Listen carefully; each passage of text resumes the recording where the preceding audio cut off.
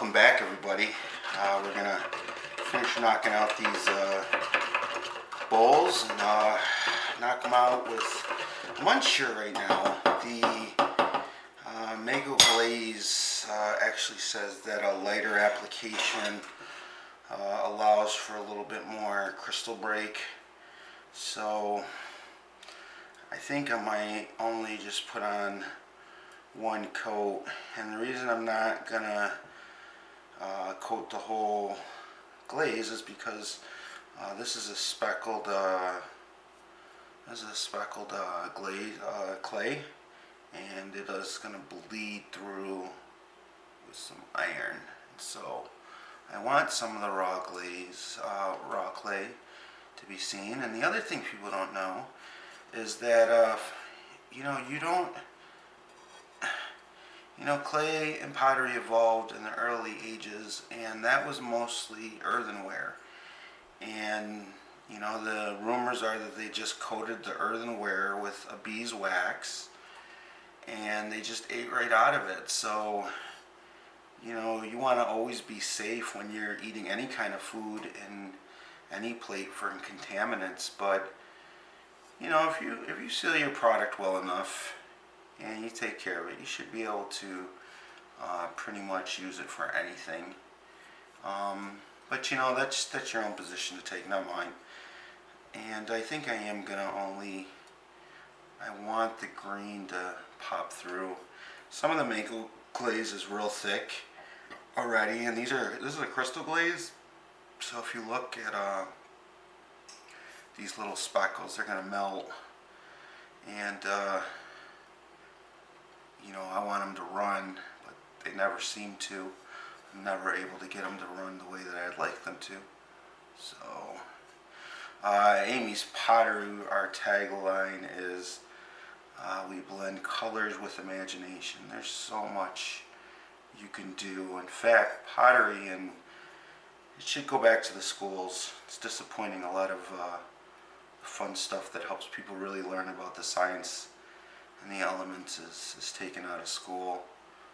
So much for clay and glazes and firing and kilns, and we just have right now these are going in a kiln tester, so it's just a small one. I'm not going to fire up a huge kiln for this. So as you can see, I'm trying to make the glaze a little bit consistent, and just fan it out a little bit, and that's going to be it really. Just one coat. Just get a nice little application on there. See if we can get a little bit of drippage.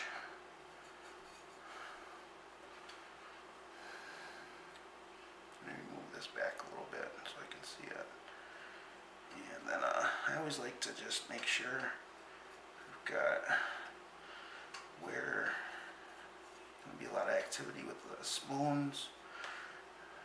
We just seal that up a little bit, and there we go. And you see that nice little, that's going to turn into a little drip. Hopefully both of them drips out of there a little bit. Alright, gonna knock that one out of there.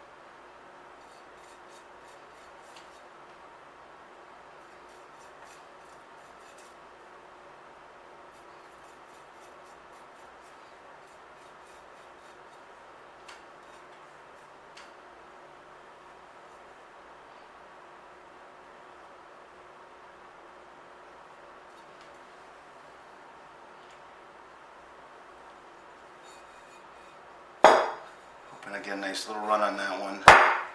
We'll see.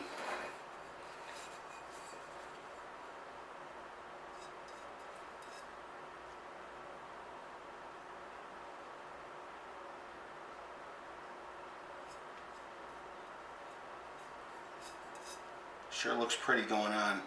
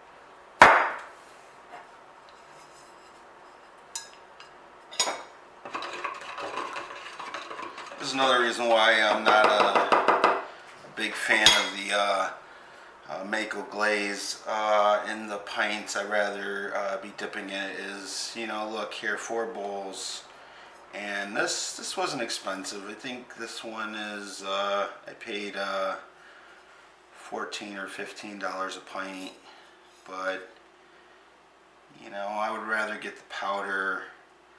It comes in the bulk, $3 or $4 a pound, and you normally mix it with, you know, depending on 12 to 16 ounces of water. And you know, some people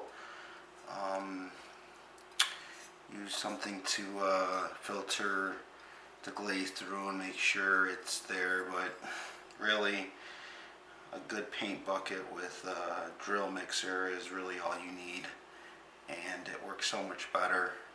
And in that sense, you'll be able to really be a production potter if you want to get there and really make it. I'm hoping to throw some bowls tomorrow. It depends on how Thanksgiving goes. We've got some pies and some friends coming over, so we shall see if I'm able to throw 8 or 9 bowls tomorrow. I'd like to. Got a friend that's got some wall space coming up, and we're going to hit that spot. And you know, those are things that we can talk about as we move forward. If you folks want to talk about it, is, you know, where do you go to, you know, sell things other than just being online. So I think we're just about wrapped up here in a moment. I want to thank you again for joining me. I want you guys to actually, if you could jump over to Rob the Accountant and help me get 100 subscribers so that I can start that question and answer on Sunday nights. That's really where I'd like to be answering some more of these questions here. I really want this to just be entertainment so people can, you know, kind of fall asleep or do whatever and just, you know, see cool things, and maybe they want to do it but they don't really know if they're really into it, and until you can see how it's going and working out for somebody you really don't know. So that's what I like to do, is just show you. And so tonight on the evening of Thanksgiving, we got some embroidery coming up. We've got some cool one designs coming up, and you know, I hope you'll stay with us and enjoy the night. Check out John the Potter again. He's a cool guy. And thanks for joining us.